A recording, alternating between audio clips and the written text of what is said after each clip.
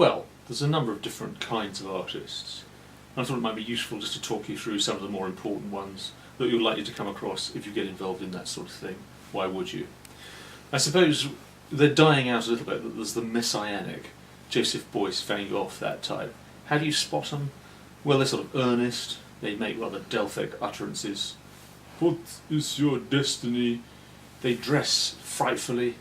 They have beards, although everybody seems to have beards these days, so they don't really stand out on that basis. They're dreadful company. Type 2. I suppose the earnest, the political, the feminists are the most prominent of these. They tend to have a bob with a fringe about here. They talk in a less Delphic way than the Messianic artists.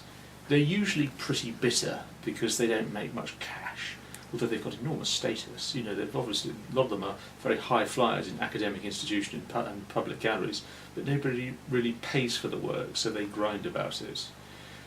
Let's think of a further type. Then there's the Nietzschean supermen. They tend to be men. They dress very elegantly.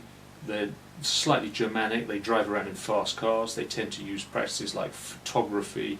They're all about the money. Big photographs, lots of cash. That breed. And finally, I suppose there's what one might call the Hairy-Arsed artists. They're always smeared in the stuff.